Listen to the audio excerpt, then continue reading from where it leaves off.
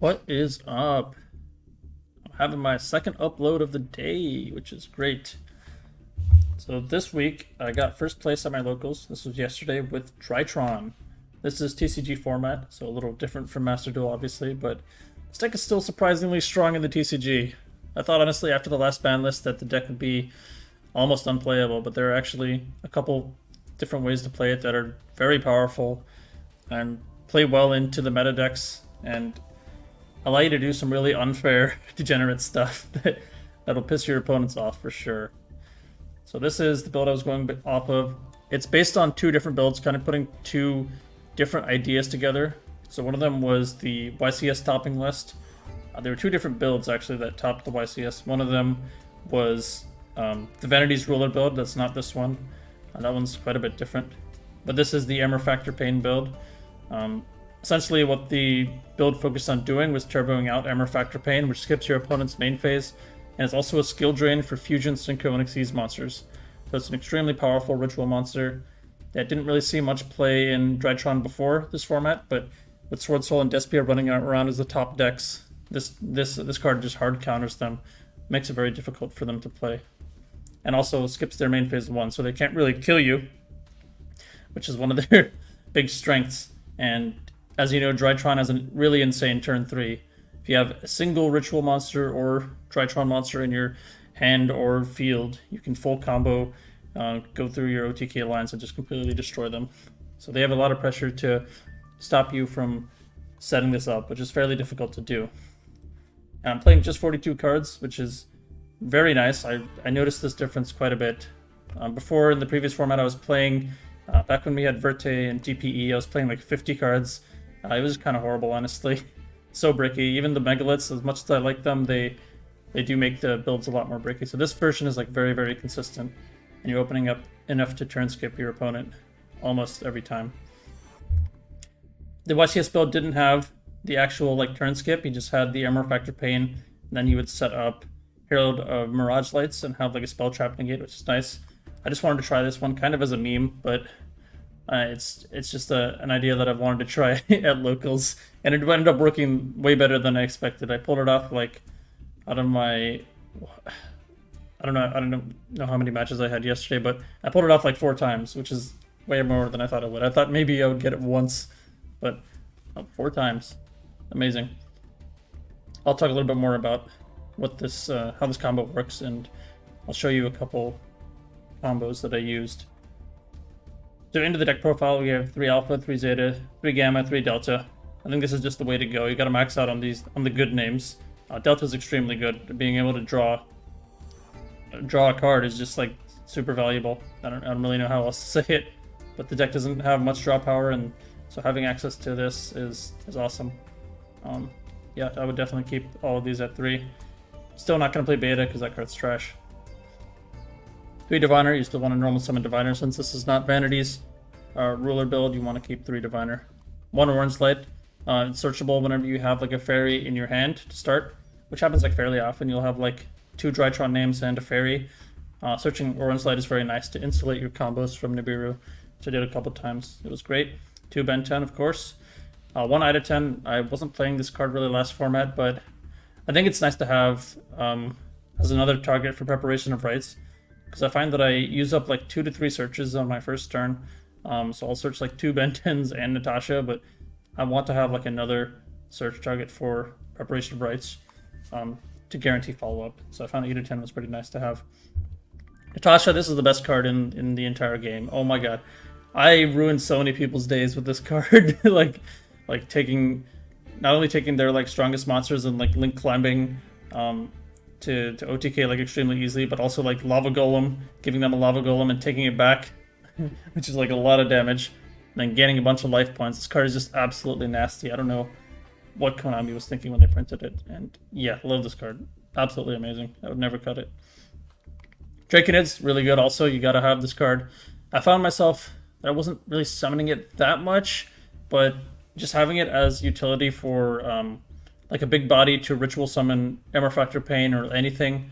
Because like people will, when you activate your ritual spell, they'll try to like Nibiru you at that point and like tribute your field. So if you have this in your hand, that makes a big difference. It allows you to summon Pain or like any of your other rituals. And yeah, he's also good for pushing for lethal. So I found myself not summoning him really on turn 1, but on turn 3 I would make him pretty often. It allows you to get to 8k damage under 5 summons, like pretty reliably. Amber Factor Pain, one of the most broken ritual monsters of all time.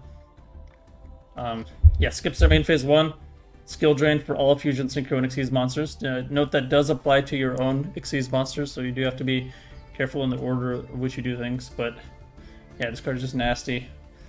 As soon as people see this card hit the field, like their brain just turns off. They don't know what to do.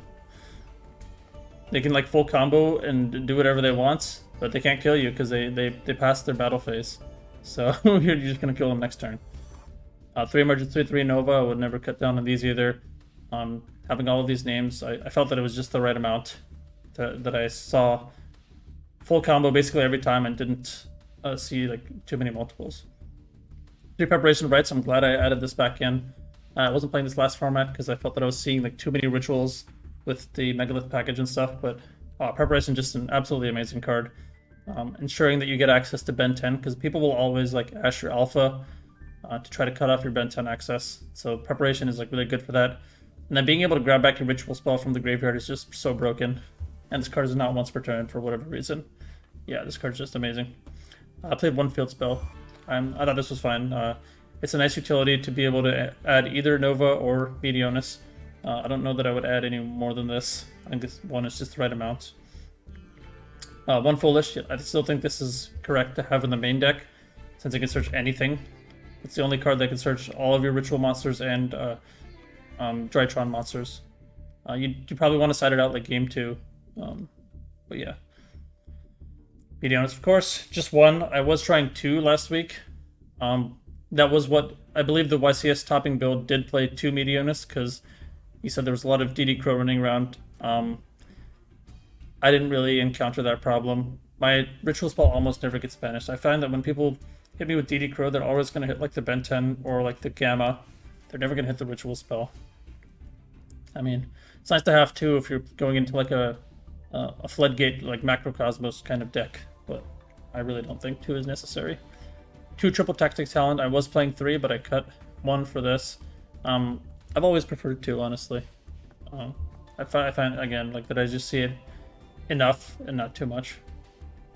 And yeah, the card is just nasty. It allows you to just anytime you get like ashed on one of your names, that could stop your combo, but talents, it just saves your ass a lot of the time. 3 Forbidden Droplet. This card is even better than I thought it was, and I already thought it was one of the best cards in the game. Like the versatility is just unmatched. Like nothing comes close to this card. It's just so broken. I know it's expensive, but it just got reprinted in Legendary Duelist of the Deep, something like that. The newest set as an ultra rare, so it should be coming down. So I'd wait for the price drop and then definitely pick up this card. This card is just, I mean, it's just too good. Nothing comes close to it. Call by the Grave, you already know. Broken. Harpies, this is for the main deck, Optimistic Mind. I do agree with this. This was also played in the YCS build, and I like having it. A lot of people at my locals weren't running Mystic Mind, or maybe they just didn't draw it against me, so I didn't have to use it, but I think it's still good to have in the main deck. Or maybe just 1 Twin Twister if you want. And then Parthian Shot. So this card is what allows you to complete the turn skip of your opponent. This is a worse version of Thunder of Rula, but I do not have Thunder of Ruler. So if you do have Thunder of Rula, this card is a little better because it doesn't give them a chance to like activate an evenly matched or something. But this is the one that I had, and it's basically just as good. And so it just says at the end of the battle phase, if it becomes, or at the end of the battle phase, that's when you can activate it. It becomes the end phase of this turn. So this card, you search it basically by dumping it with Beatrice and grabbing it back with Nightmare Griffin. So I'll show that combo. But yeah, no, people do not like getting hit by this card because it's just, you pull this off, you just win. I mean, they skip their turn. We can go to the extra deck. Entis, really good, amazing for outing Floodgates. That's what I use it for most of the time. And yeah, love having this. 1 Arclight.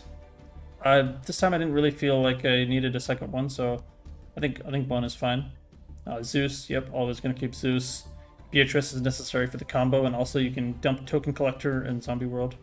And then you have Downer Magician and Mu Beta, 2 Mu Beta. You definitely want to have 2 again.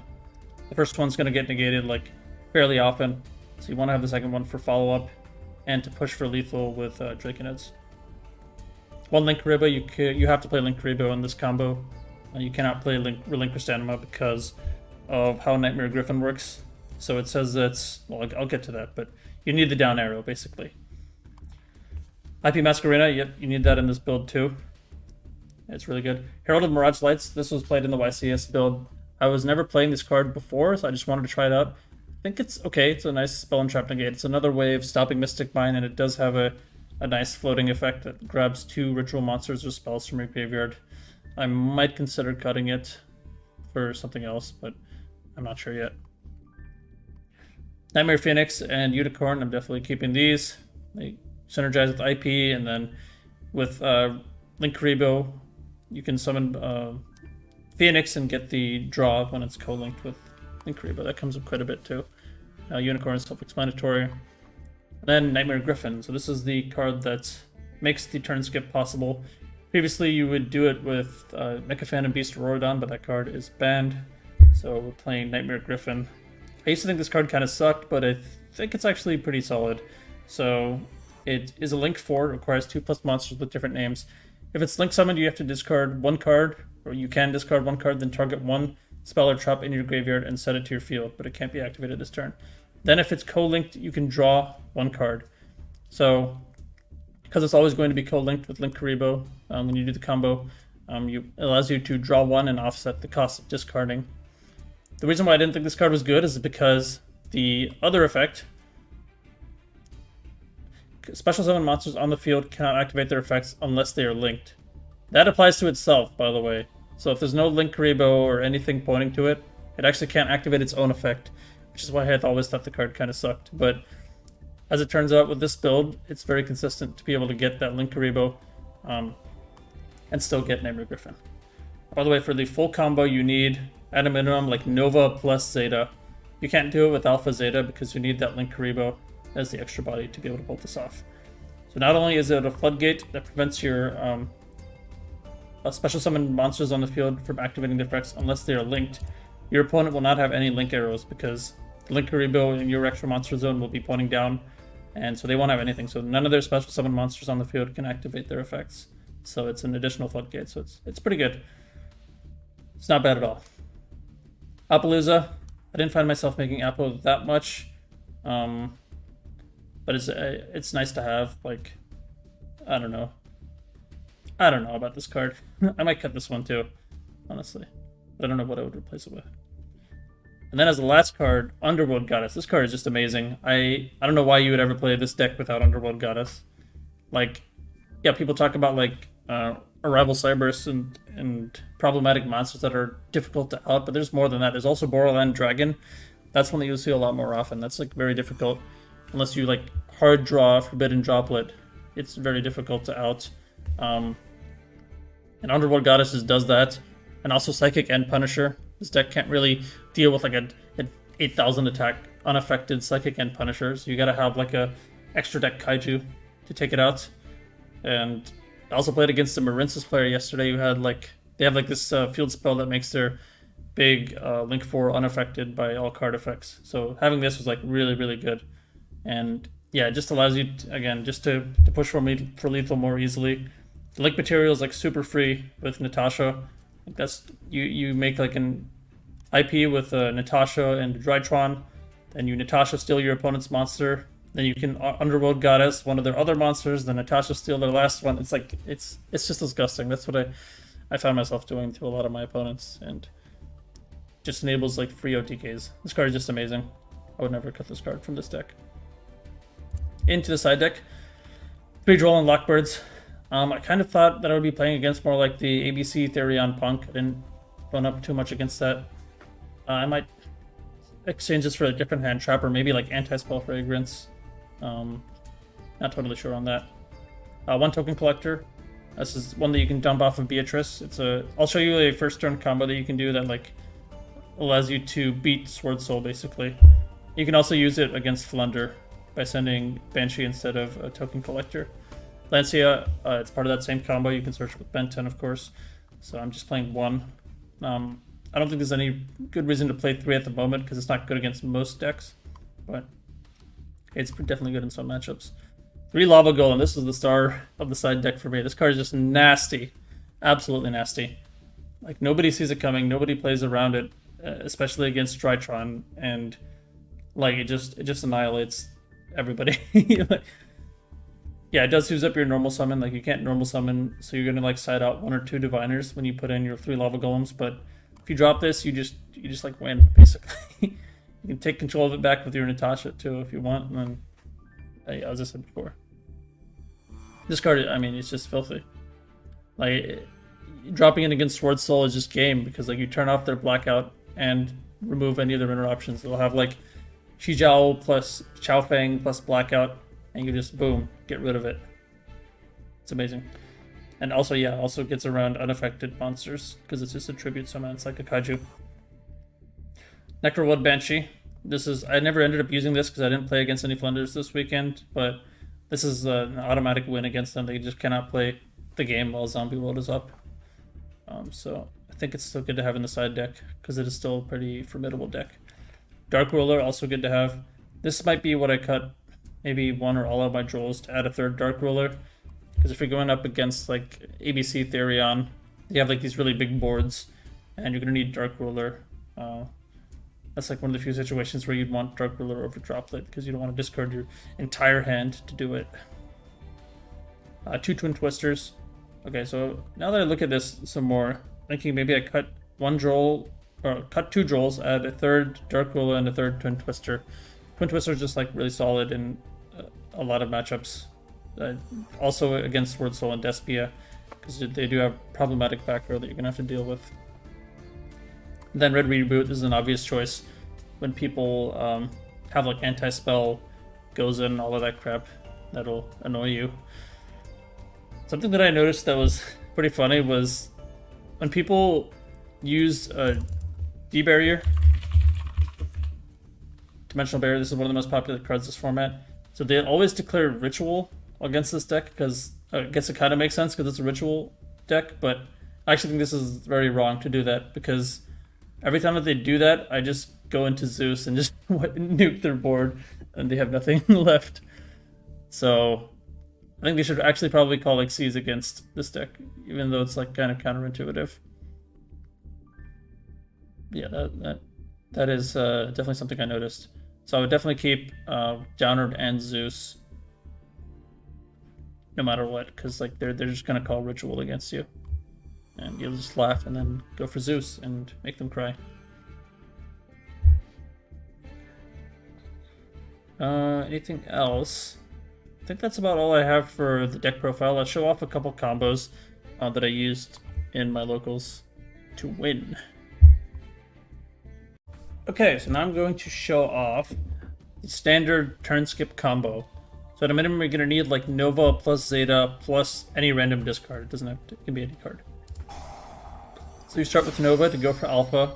And you go into your Linkuriboh. This is crucial. You need the Linkuriboh. Alpha Tribute Zeta. Search Ben 10, of course. Zeta Tribute Ben 10. Get the Ritual spell. Search Diviner. All standard Drytron stuff up till this point. Mu Beta send Gamma. Diviner send Arclight. Now you're going to search Emer Factor Pain. So now you're going to Ritual summon, summon the Ben 10. Overlay for Beatrice. Send Parthian Shot. Gamma Tribute Pain. Then Ritual spell to add back. Then you Ritual again. Pain. One thing to note with this card is, I don't know, for some reason in the OCG, this card is ruled as not being an activated effect. So the effect to skip your opponent's main phase 1. So if you try this on Master Duel or in EDO Pro, it won't activate on summon, and it'll just immediately apply to skip your opponent's next main phase. But in the TCG, this card text has a colon in it, which implies that it is an activated effect. That's what I've been treating it as. Like I say, activate Pain's effect on summon to skip your next main phase 1.